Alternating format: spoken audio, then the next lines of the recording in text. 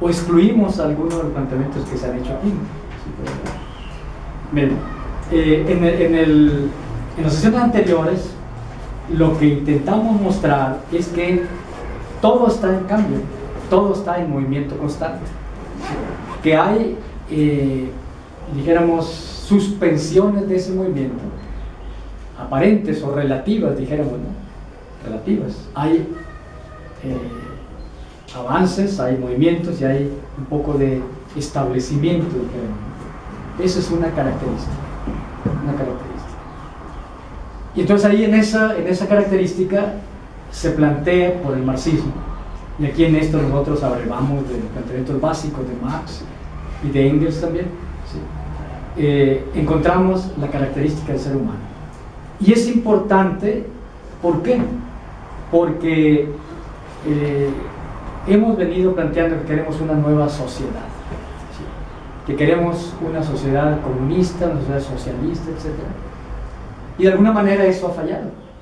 Cuando menos hasta ahorita, los intentos que ha habido han fracasado. Y lo que se buscaba, lo que se creía haber construido, pues resultó bastante negativo, por no decir otra cosa, ¿no? ¿Sí? En todos los intentos. No hay uno solo, dijeron. Pero entonces vale la pena pararse y decir, bueno, a ver, momento, ¿no? Algo estuvo mal planteado, ¿sí? Quiere decir que no es eso lo que debemos de proponernos como objetivo. Quiere decir que hay que cambiarle un poco o cambiar radicalmente el objetivo, ¿sí? El planteamiento de estos clásicos es que nosotros los seres humanos somos una emergencia del cosmos. Hemos emergido del cosmos. Somos una forma cósmica, como son las piedras, como son los árboles, como lo son las distintas galaxias. Formas diferentes del cosmos, ¿sí? Formas distintas del cosmos, ¿sí? Y que por lo tanto compartimos con el cosmos todo. No tenemos algo diferente a las piedras, algo diferente a las plantas, algo diferente al maíz, ¿no? Compartimos esa base igualitaria. No tenemos por qué presumir de cosas distintas en ese sentido. En ese sentido.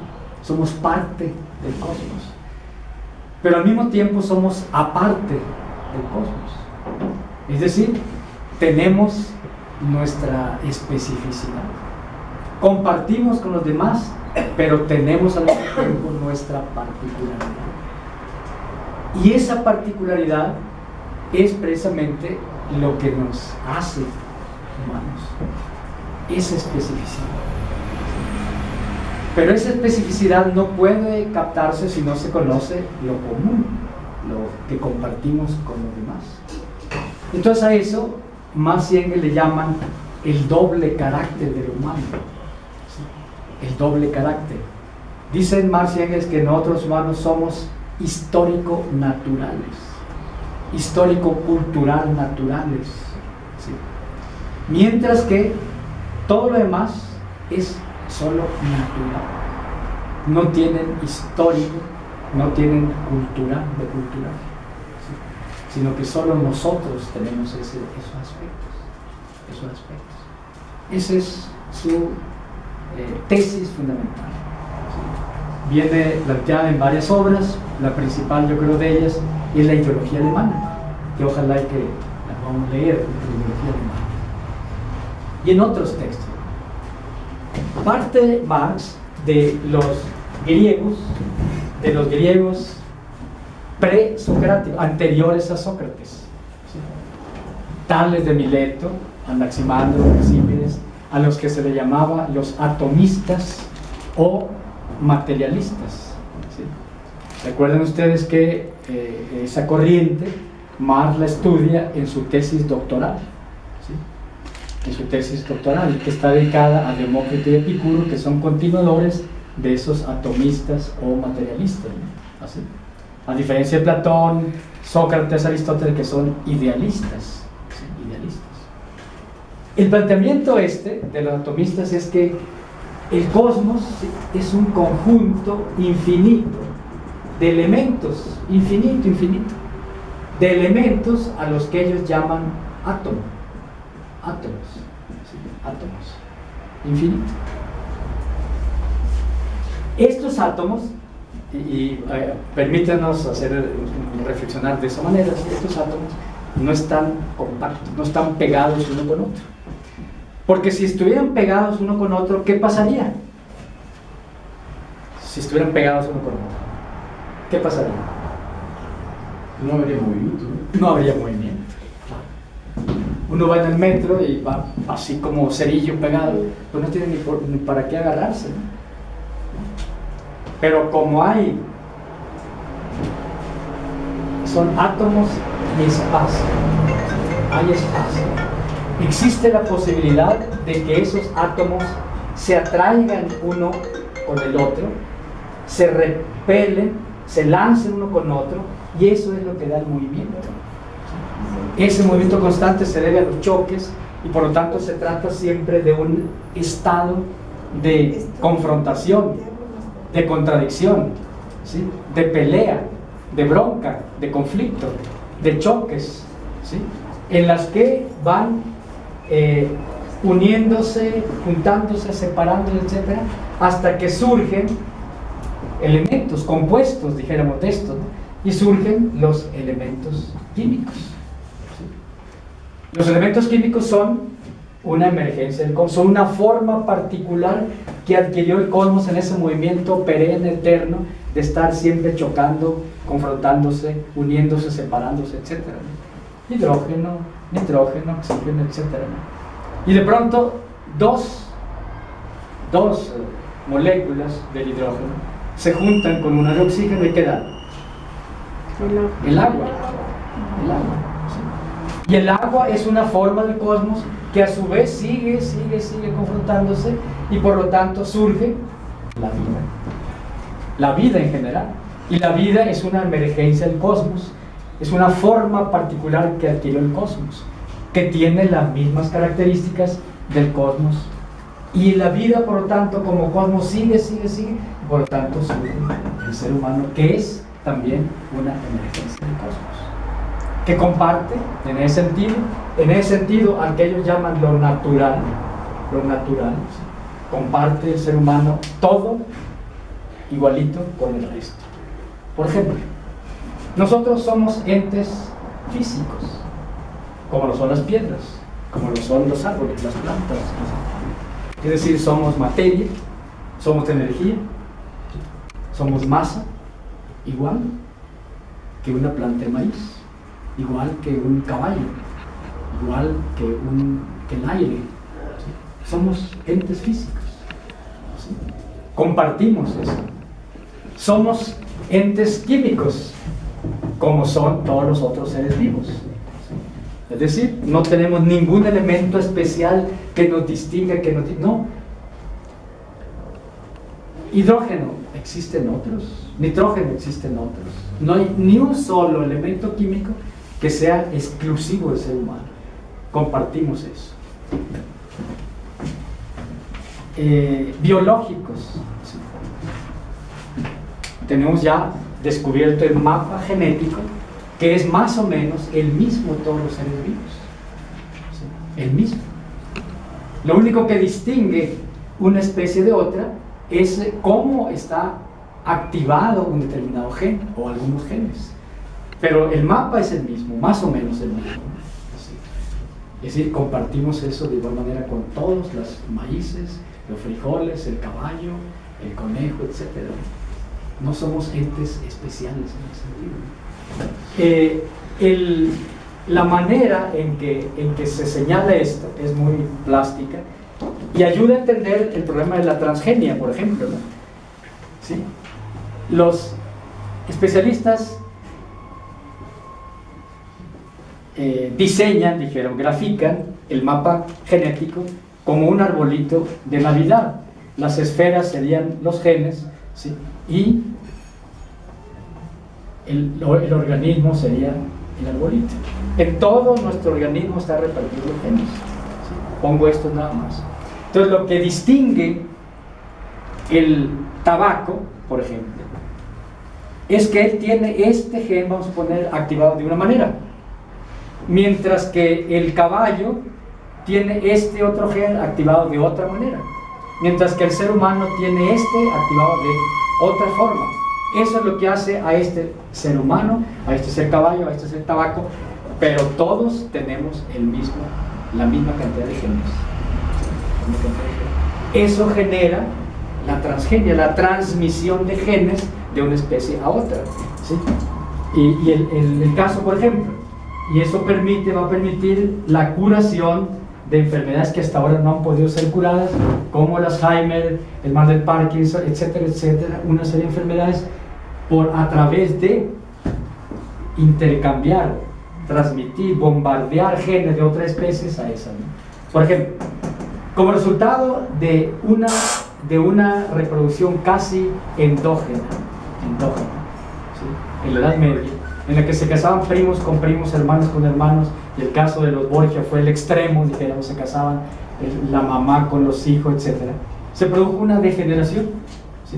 Y una enfermedad, la hemofilia, que traía la no coagulación de la sangre, ¿sí? Y se moría fácilmente, dijéramos, ¿no? Entonces, la investigación encontró que el tabaco, que esa enfermedad de la hemofilia se debía a que este gen empezó a funcionar de esa manera, ¿sí? Y se encontró que el tabaco, ¿sí? El gen del tabaco, ¿sí? Tenía características que podía hacer que este gen humano funcionara de manera correcta. Entonces, se transfirió el gen del tabaco, se activó de esta manera a ese gen y se curó la hemofilia. Eso es un hecho real, ya científicamente realizado. ¿Por qué se puede hacer la transgenia? Precisamente porque tenemos esa identidad genética, todos los seres vivos, y porque el ser humano comparte con todos los seres vivos lo mismo. Igual lo hidrológico, ¿sí? Lo hidrológico, es decir, nosotros, al igual que todos los seres vivos, tenemos una necesidad de una cantidad X de agua, cerca del 70 y tantos % de agua. Ese es el aspecto natural. Entonces nosotros los seres humanos somos seres naturales vivos, ¿sí? Seres naturales vivos, que somos una emergencia del cosmos. Entonces, esto, como es lo que compartimos, no es lo que nos da la especificidad. Si uno quiere conocer algo, debe de captar no lo común, sino lo diferente, lo que distingue, lo que lo caracteriza. El ejemplo ese yo lo uso de manera muy plástica. Imaginemos que este es un lápiz, este es pluma y este es plumón, ¿sí? Si yo pregunto, ¿qué es esto? Y me contestan, es un instrumento para escribir, ¿estaré definiendo esto? Sí. No, porque también este es instrumento para escribir y también este es instrumento para escribir. Entonces no estoy definiendo. Pero si yo digo, este es un instrumento para escribir con alcohol, y este es un instrumento para escribir con tinta, y este es un instrumento para escribir con carboncillo, eso, con carboncillo, con tinta y con alcohol, eso es lo que hace la diferencia. Y entonces el conocimiento se da por la aprehensión, la captación de lo específico, no de lo común. ¿Sí? No de lo común. Conocer es captar lo específico de cada hecho, realidad, fenómeno, etc. De tal manera que si nosotros queremos conocer al ser humano, necesitamos conocer, captar, aprender lo específico. Naturalmente lo específico conectado con lo común, ¿sí? Conectado con lo común, cómo eso específico se da en lo natural, y eso específico es lo que Marx y Engels llaman lo histórico-cultural. Lo histórico-cultural. Bueno, a ver, hagamos un comentario sobre esto. Eso seguramente ya lo sabían, es elemental esta cuestión. ¿Podemos hacer algún comentario? ¿Quieren hacer algún comentario sobre eso? Entre paréntesis, ¿sí? Yo quisiera que me dijese cuál es la diferencia entre comunismo y socialismo. Bueno, se sale del tema, ¿no? Bueno, no, porque lo dijo al principio. Sí, pero yo quiero llegar a eso, pero bueno, está bien. Miren, la diferencia que da Marx en un libro, en un folleto que se llama Crítica del programa de Gotha. Crítica del programa de Gotha, ¿sí? Es esta. Dice Marx, el socialismo es la primera fase del comunismo. El comunismo, dice él, no se podrá lograr de un golpe, sino en un proceso, ¿sí? Y entonces tiene que mediar, dice él, un periodo de transición entre el capitalismo y el comunismo, ¿sí? Y el primer paso de esa transición, que es el socialismo, es lo que llaman, después Lenin lo tomó, la dictadura del proletariado, ¿sí? Pero entonces el socialismo es una fase del comunismo, y el comunismo sería, ¿sí?, el establecimiento de relaciones en las que ya no existe propiedad privada, ¿sí?, en las que se sustituye la propiedad privada por la propiedad social, dice Marx, social, ¿sí?, y en la que, por lo tanto, desaparecerá el Estado, desaparecerá el derecho y se instaurará, ¿sí?, un dominio, ¿sí?, de los pueblos sobre su propia vida. Eso es lo que daba como definición. Yo objeto esa definición en tres aspectos. Primero, cuando ellos consideran que se trata de una nueva sociedad. Para mí, lo que podríamos llamar comunismo no es una sociedad. Segundo, que hable de desaparición del Estado. Me parece a mí que eso es incorrecto. Yo tengo mi propia apreciación. Sí, teniendo. Conforme a lo que estás diciendo del socialismo, la primera fase y esto, entonces lo que más próximo ahorita tenemos es el cooperativismo. No. El cooperativismo incluso se dio ya a la Edad Media, el cooperativismo, ¿sí? Es decir, los feudos eran cosas muy separadas. Este era un feudo, otro y así, separado, ¿no? Cada feudo tenía sus propias leyes, prácticamente había casi su propio aparato estatal, ¿sí? Este feudo, vamos a suponer, este ducado, ¿sí?, tenía autoridad al duque, y el duque fijaba las normas de su ducado, que eran diferentes a este principado, ¿sí?, que el príncipe fijaba las normas, era diferente a este condado, porque el conde aquí, y así, cada quien tenía su propia reglamentación, etc. Y había un estado feudal que pretendía cohesionar a todos, que no lo logró casi nunca, ¿no? Hasta ya en las últimas bocanadas del feudalismo. En ese tiempo empieza a surgir la burguesía, que se llama burguesía medieval, ¿sí?, que en Europa los franceses le llaman los pieds podrus, los pies polvorientos, porque eran comerciantes que iban de feria en feria llevando sus productos, ¿sí? Era la burguesía inicial, incipiente, la primera burguesía. Resulta que la burguesía esa se encontraba con problemas porque necesitaba tierra, y la tierra en el feudalismo no era objeto de comercio, no era res commercium, como dicen los romanos, no se compraba ni se vendía, se heredaba, y la burguesía quería tener tierra, ¿sí?, y cómo hacerle si no se compraba ni se vendía, ¿sí? Necesitaba también mano de obra, y resulta que los siervos estaban casi esclavizados al feudo, no tenían libertad para contratarse, ¿sí? Esos eran los problemas primeros con que se encontró el capitalismo al querer surgir, ¿sí? Y entonces, ¿qué hace algunos sectores de la burguesía? Observan que ciertos príncipes, ciertos estamentos, ¿sí?, tienen problemas económicos, porque gastan en lujos tremendamente, aplican impuestos tremendamente y generan rebeliones, serios problemas. Entonces la burguesía inicial, ¿sí?, y ahí dicen por eso que los judíos son, porque eran principalmente de ese grupo, le dicen a los príncipes, yo te presto dinero, ¿sí?,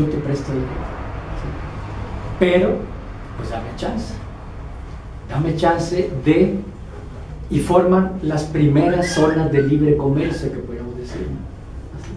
Es decir, agarran parte de este principado, parte de este condado, que los tres están en dificultades, y entonces los tres, a cambio de dinero, le permiten que sea libre movimiento y que ahí se pueda haber contratación de mano de obra. Liberan a ciertos siervos. Pero ¿cuáles son las formas primeras? Pues vamos a formar talleres, ¿sí?, en las que todos participemos.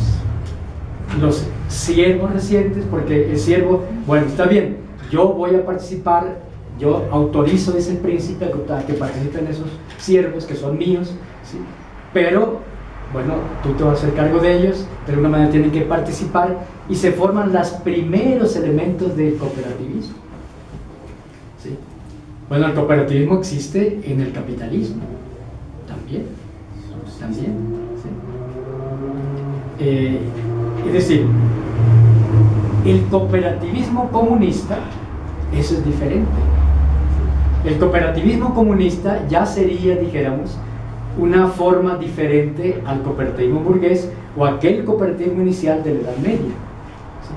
Pero no porque el cooperativismo en sí sea la base del comunismo. El comunismo tiene otros elementos fundamentales, ¿no? Así. Marx habla mucho de la asociación, la libre asociación, ¿sí?, pero sobre todo está en el sentido de la dirección, la decisión que dice Benito sobre el proceso de producción de la vida, ¿sí?, que luego erróneamente se llama la economía, ¿no?, que no es sinónimo, ¿sí? Marx no era economicista, ¿sí?, pero bueno, ese es otro problema. Entonces, no es exactamente, pero base del comunismo el cooperativismo, pero sí se desarrolla mucho en el comunismo, ¿sí? Y algunas formas de limitar la fuerza del capital en el mismo capitalismo se da a través de las cooperativas y juegan un papel progresista, pero no todas, ¿no? No todas. Lenin dice, toda pequeña propiedad, ¿sí?, sea cooperativa o no, ¿sí?, puede llegar a generar capitalismo permanentemente. Y por ejemplo, vamos a ver la cooperativa Cruz Azul. Empezó como una cooperativa en condiciones de igualdad, etc. ¿Qué es hoy? Es una empresa capitalista, en donde un grupo de cooperativistas, por diferentes formas, ir comprando las partes que correspondían a las cooperativas, etc., ahora tiene de asalariados a otros cooperativistas, ¿sí? Es una gran empresa con grandes ganancias, en donde hay explotación, opresión. Es una empresa capitalista y es cooperativa. Cruz Azul. Pascual va mucho para allá, o si no es que ya, sí, está, en eso. Ya está en eso, ¿no? ¿Sí? Así es. ¿Algún otro comentario sobre esto? Mejor continuar sobre el tema. Continuar sobre el tema, ¿no? Para no caer en el error que caímos otra vez.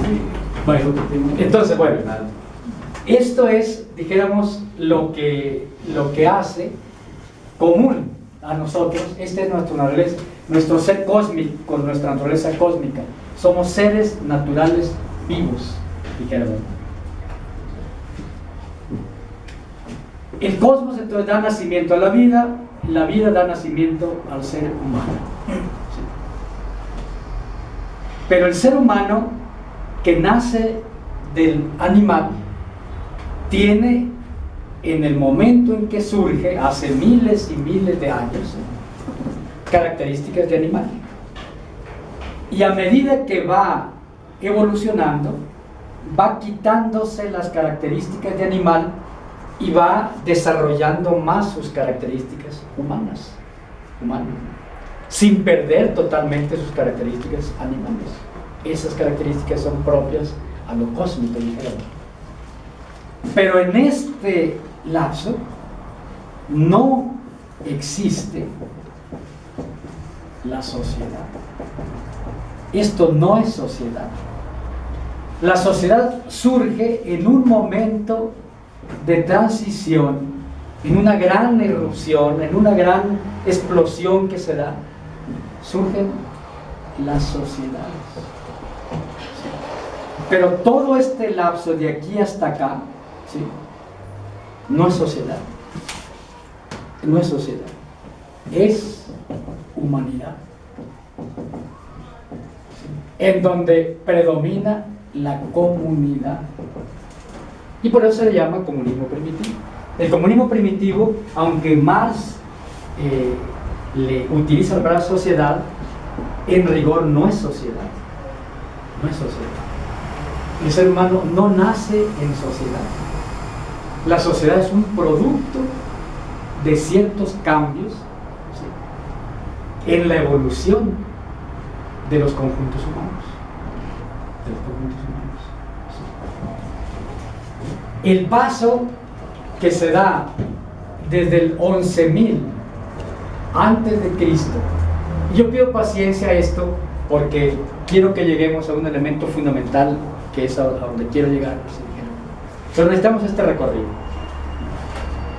En 11.000 antes de Cristo, en un lugar que parece un corazoncito, en donde había dos ríos, el Tigris y el Éufrates, que se llama Mesopotamia. Mesopotamia, ¿sí? De ahí viene el nombre Mesoamérica, Mesopotamia. Hoy Irak, ¿sí?, hoy Irak. Se instaló un pueblo que llegó en ese éxodo que se da de por ahí del Cáucaso, por ahí, ¿sí?, zona asiática, el pueblo sumerio, ¿sí?, y forma lo que se llama Sumer. En esta zona, ¿sí?, en esta zona, que era la zona más fértil del mundo en aquel entonces, la más apropiada para que surgiera, pues, lo que algunos llaman la civilización, ¿sí?, lo que llaman la sociedad, dijeron, ¿sí? Aquí se dieron esos cambios, ¿sí? Esos cambios, esas grandes transformaciones, se conocen con el nombre de factores constituyentes de la sociedad. Estos que son verdaderas revoluciones en la vida de los seres humanos. En la vida de los seres humanos. Más para atrás, el ser humano era más animal.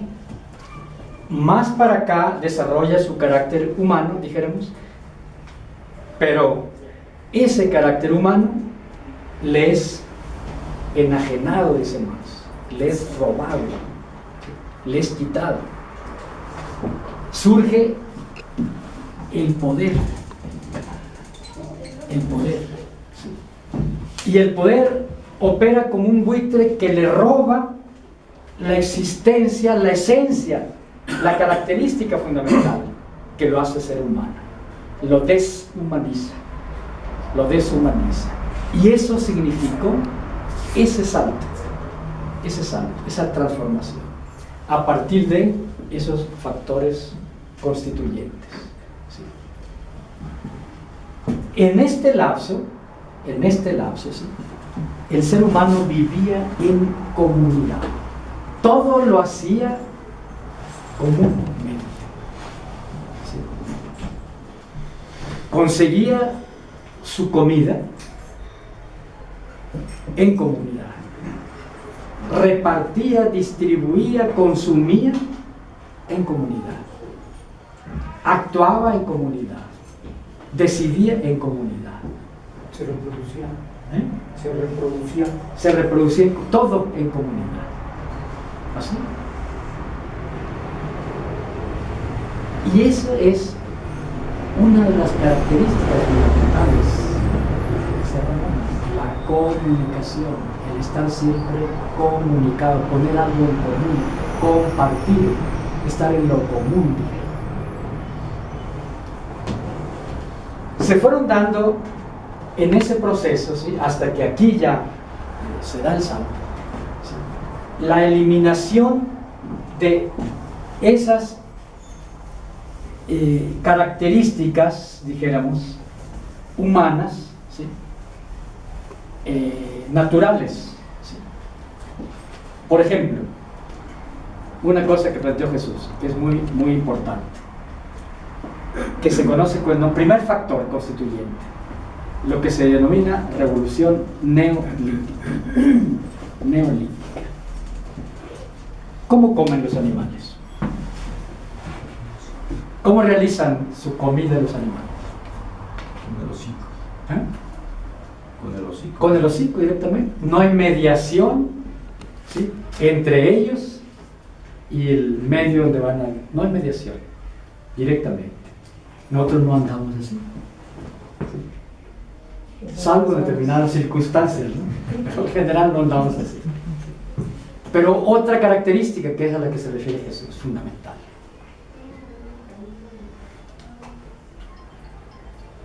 Bueno, el animal recoge, ¿sí?, recoge lo que la naturaleza le da. No produce sus alimentos. No produce. No trabaja. No produce alimentos. El venado anda pepenando las flores de amapas de los atrás, así. Se acaban los amapas y el venado no reforesta. Se va a otra parte donde hay flores de amapas y se los acaba y va a otra parte. Eso se llama fase, ¿sí? Se va de la fase de recolección de alimentos a la fase de producción de alimentos. Este es un elemento distintivo fundamental. Vamos a ver luego cuáles tienen más peso, pero la definición de ser humano no puede darse si no lo definimos como un ser que produce su propia vida, ¿sí?, que produce su propia vida, ¿sí?, que produce los alimentos, los bienes que le van a permitir vivir, que los recoge la naturaleza pero los transforma, ¿sí?, los transforma, no lo anda recogiendo. No hay árboles de enchiladas, no hay árboles de enchiladas, no hay árboles de pozole, no hay ríos de vino, ¿no? Hay que producir, hay que trabajar, ¿sí?, hay que trabajar. Entonces el trabajo, la producción, ¿sí?, es una de las características fundamentales del ser humano, fundamentales, ¿sí?, que la evolución, el movimiento ese cósmico espontáneo llevó a eso, ¿sí? No es una creación de alguien divino. Podemos aceptar si quieren que Dios creó, está bien, pero científicamente no, eso se dio así, en ese choque, en esa espontaneidad, así fue el río de la evolución cósmica que fue así. Surge un ser que ya no anda pepenando, recogiendo. Entonces, el primer factor constituyente de la sociedad es el paso de la fase de recolección de alimentos a la fase de producción de alimentos.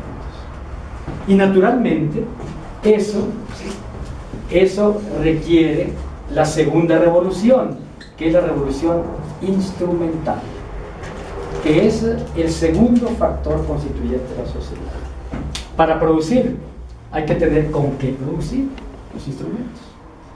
Y es ahí en Mesopotamia, el pueblo sumerio es el primero que crea, ¿sí?, la rueda, la coa, la taspana, etcétera, etcétera. Y tiene ya con qué. Entonces ya no anda con su hocico, con las manos totalmente, sino que media, ¿sí?, media entre su organismo y el medio un objeto, que es el instrumento, que es la herramienta, ¿sí? Esa es otra característica. Vean ustedes cómo todavía no ponemos ni la inteligencia ni el raciocinio, que eso fue puesto en la Ilustración. En la Ilustración, ¿sí?, los teóricos principales de la Ilustración, la inteligencia, la educación, ponen como primer elemento. La educación va a ser la que nos va a dar la salvación. Y ahí empieza el raciocinio y una corriente filosófica, los racionalistas, ¿no? Así. Esto es materialismo. Es decir, son las condiciones materiales de vida las que están transformándose. ¿Sí? Transformándose. Y la creación de instrumentos fue una revolución, pero radicalísima, ¿sí? Una transformación fundamental. Fundamental. La revolución instrumental, ¿sí?, naturalmente, trae consigo, ¿sí?, el que se pueda tener más alimentos, más condiciones, ¿sí? Es decir, ya se descubre la diferencia entre una planta venenosa y otra no venenosa, entre una planta no venenosa útil y una planta no venenosa útil, y surge la agricultura, ¿sí? Y surge la ganadería, ¿sí? Que es otro factor constituyente, ¿sí? Es decir, ya la domesticación, y eso naturalmente es una garantía de existencia, ¿sí? Y esto naturalmente crea los establecimientos, ¿sí? Que en algunos lugares son grandes ciudades, relativamente grandes, ¿sí? Babilonia, por ejemplo, era una enorme ciudad, dijéramos, ¿no? ¿Sí? La ciudad de Ur, eran enormes ciudades ya establecidas, ¿no? Y esto trae consigo otro, que es el paso del nomadismo, ¿sí? Al sedentarismo, que es otro factor constituyente. La gente ya no anda como animalito de un lado para otro, se establece, ¿sí? Y ese es un revolucionamiento enorme, enorme. Se está complejizando la vida del humano. No es ya el animal, dijéramos así, sino que está ya adquiriendo especificidades, cosas distintivas.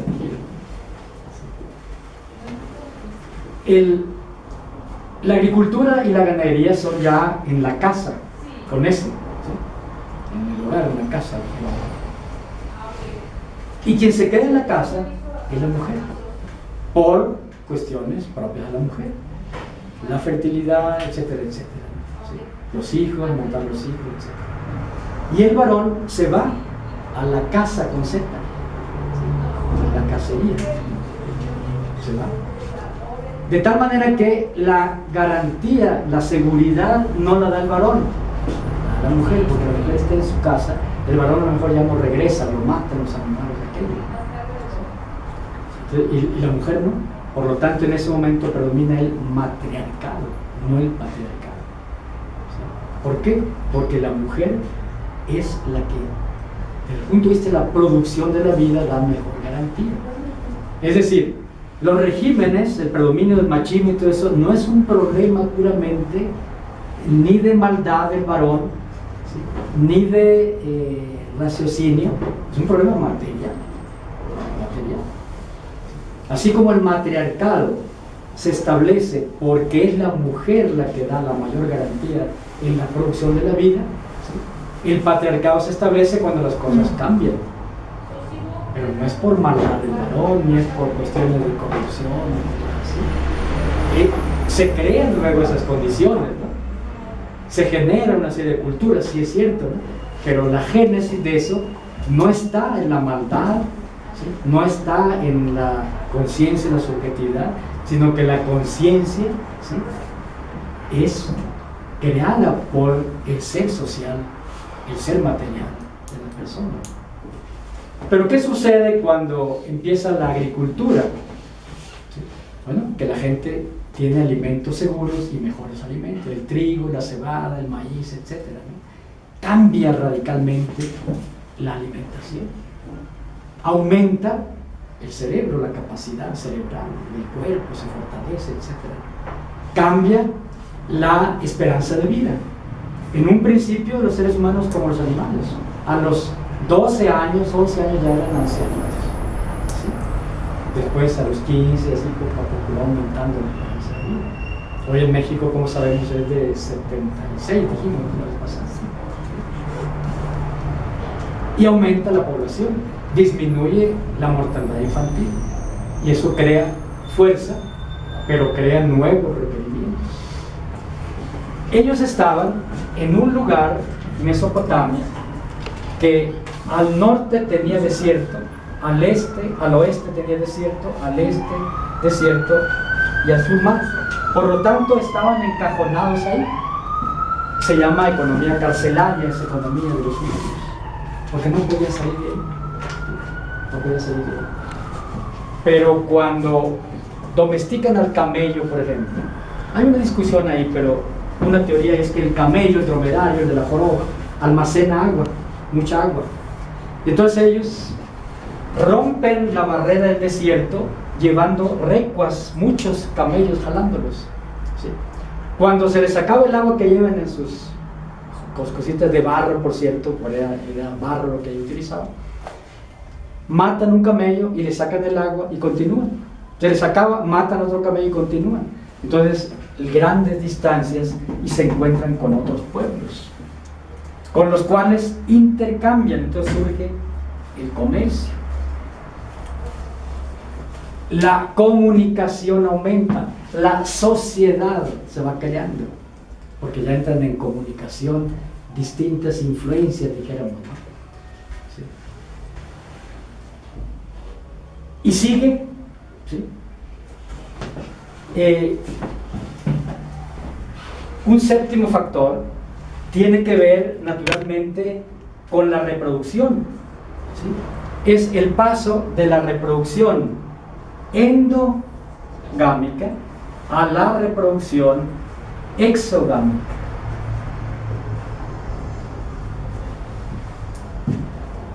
El ser humano se reproducía como animal, como los perros. ¿Cómo se reproducen los perros? No sabemos.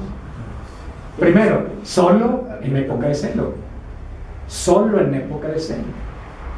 ¿Así? Un perro ve a una perra y trata de llegarle y la perra no está en celo, por más que le busque, no podrá. Solo en época de celo. Así éramos nosotros también, en un principio. Segundo, el animal tiene una reproducción o sea, adentro, no distingue límites familiares, ¿sí? No distingue, ¿sí? Es decir, el perro ve a una perra en celo y no dice, no, con ella no, porque es mi tía, mi abuelita o mi mamá. No. Sobre el muerto las coronas, ¿no? Como dicen. Es decir, no hay una limitación. Eso se llama reproducción endógama, y así éramos nosotros. No había ninguna diferencia, dijeron. Pero la inteligencia, el desarrollo cerebral, la experiencia, fue permitiendo que el ser humano de aquel entonces entendiera que eso era degenerativo para el ser humano. ¿Sí? Y entonces, biológicamente degenerativo. Biológicamente.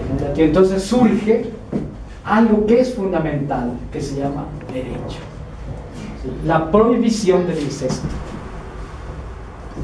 Queda prohibido, ¿sí? Y el primer código del mundo, el código de Hammurabi, tiene 3 artículos que dicen, y así dice, ¿no? Si el padre lleva a la cama a su hija, se le cortarán las manos.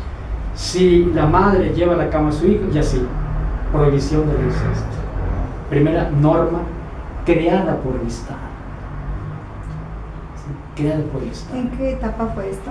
Eso fue ya, Hammurabi es más o menos en el, dijéramos, 2000, para entrar al 1000 antes de Cristo. Código Hammurabi. ¿Sí? El derecho surge, hay 3 etapas. La primera etapa del derecho son los ordenamientos del emperador, dijeron. El emperador. Sí, orden, una frase. Cobres e impuestos a tal. Podrán tener esclavos, tal. Así, frases cortitas. Eso es el...